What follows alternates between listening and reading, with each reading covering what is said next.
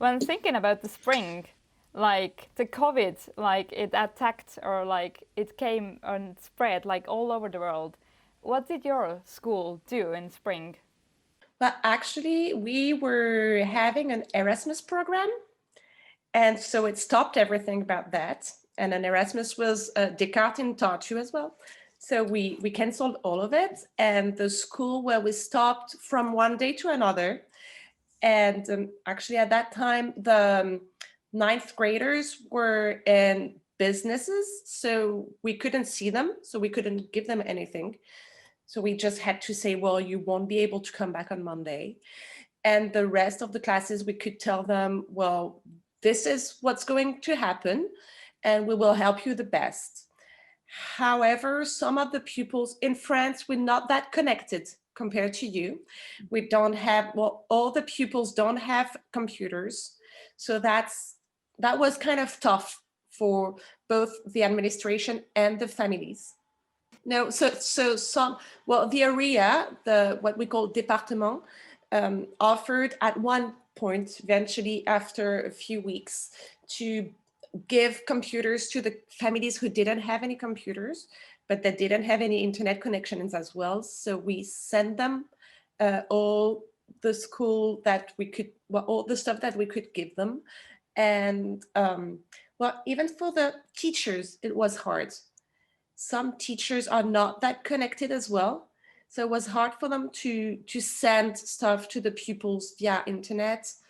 And yeah, at that time, at the beginning, it was really hard for everyone to get into it. I understand from that, like that the teachers there and the pupils there, they don't really have the experience of like online learning. Not at all. Well, we try in, well, at it inside the school we try to do it, but all not all the teachers do it. So with the teachers with whom they were used to do internet or connect, well, online learning, that worked pretty well. But with all the teachers, they were not, with whom they were not used to do it, both the teachers and the pupils had, it was hard for them to get into it. So how did you organize your classes? Were it like Zoom classes where a teacher was speaking and the students had to listen, or they had some kind of other system? Well, actually, at the beginning, none of them used direct online. Like none of them used Zoom or whichever. At one point, we were, because the connection in France was not able to handle that. So, like, basically, the first days, nobody had access to anything. And then at one point, it got managed, and some teachers could do Zoom learning, but like I didn't do it. I chose not to do it. I chose to use Pearl Trees. I don't know if you know Pearl Trees. It's like it's an online storage sort of, and the pupils had access. All the teachers used Pearl Trees in my school because it was the easiest way for the pupils to get access to any sort of learning. And so for in my part, I gave them, depending on the level, I gave them stuff to do. Well, I not gave them stuff to do, I offered them different options. And I told them, well, you do whatever you'd like to do, and then you send me back what you did. And most of the people did that. Did it actually help to learn?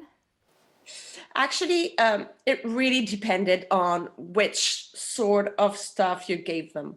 For me, it was more learning through playing. So they liked it and they enjoyed doing it. So most of my pupils did the work in English. And when they came back to school, you could see that they did it. Other teachers, like math, was tough because in math it's really different compared to what you do in Estonia. Really, really different. Like when come to Estonia, I really enjoy going to math classes because it's made to be fun, or it's made to learn in a really good way, in a playing way, so you learn this way. In France, most of the teachers would be more, well, doing exercising and learning lessons. So it's kind of, it was hard for the kids to get into that, and they gave in math, they get tons of work from them. And so the pupils, most of them got really lost and they were tired of it. And for the parents as well, of course. You mentioned before about the technology problems and the internet connection problems, but like about teaching, like what are the new expectations for the teacher when when you need to teach in this kind of special situation? Well, at this beginning of the year, we were asked to check all the internet connections for the pupils and to know which one doesn't have internet or computer at home. So we gave them stuff to send us back on internet, or we worked around it so that now we know who has or who doesn't have internet, or who has or who doesn't have a computer at home.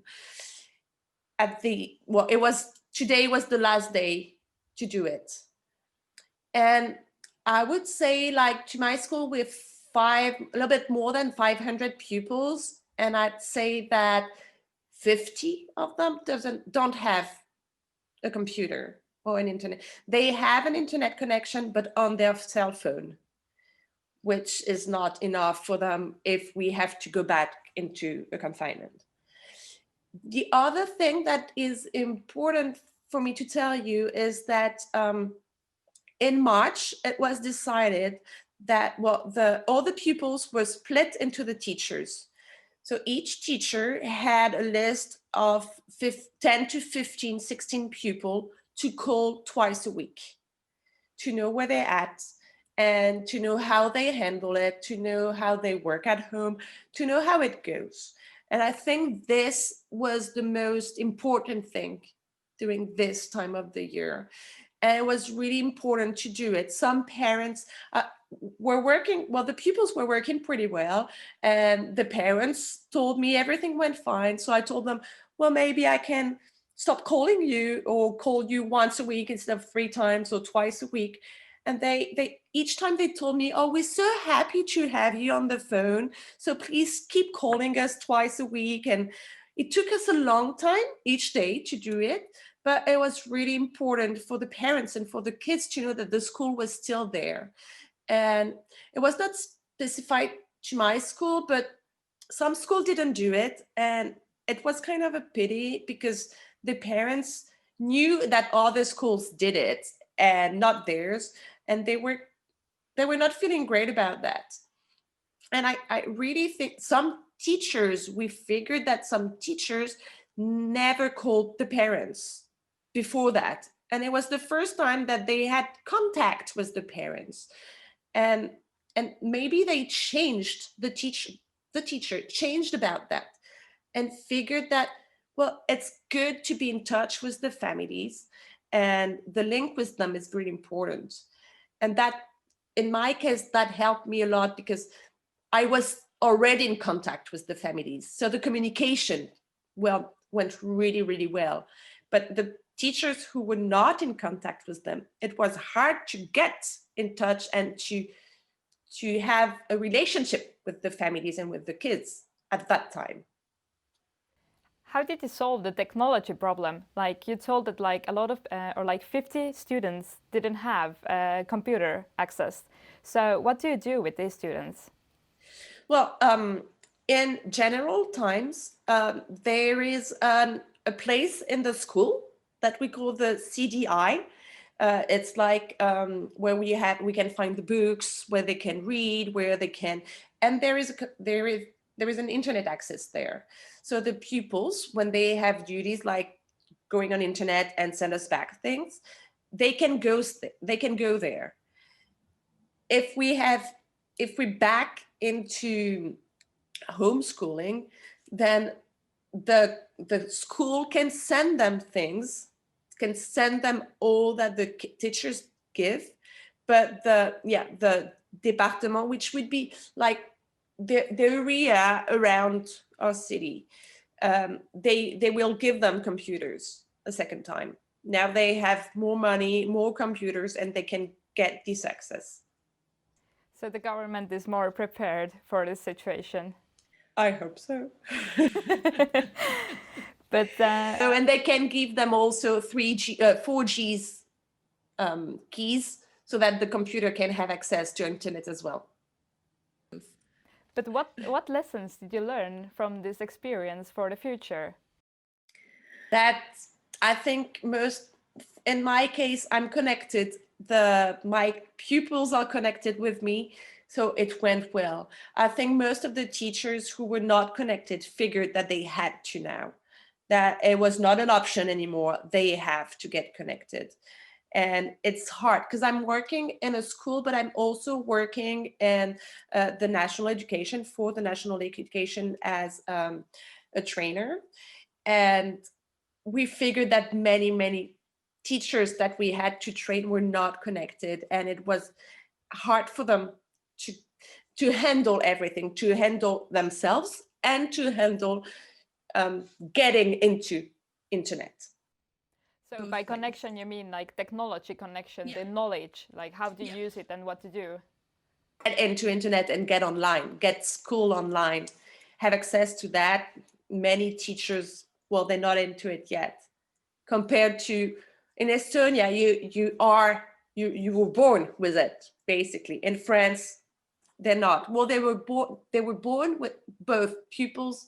Well, the pupils were born with the internet, but with a cell phone, but not with using internet in a school way. And I really think, well, that's I'm fighting for it. I've been fighting for it for years now, but getting them trained into, you can use internet, you can use a computer or a cell phone for something else than going to Snapchat. Well, that's important. And I think everybody realized it, actually. So you think the future of education is going to be like online? No, we need the teachers, obviously. No, I think we need to help them use both, because a teacher is important, because we need to help them get into the materials, into the knowledge, but we also need to help them use internet or use online learning, how to do it, because it's not all of it. They were all lost about, okay, we have tons and tons of information online and we spend our time online, which is not a solution, because spending our time online means spending our time in front of a computer, this is not good. So how to manage it, and that they need us for that. The state also recorded programs, TV programs. So each day they had TV programs, from 9 in the morning to 4 in the afternoon, they could watch a TV program for their age. So first grade to ninth grade, and each hour they had a different one. First grade at 9, second grade at 10, etc.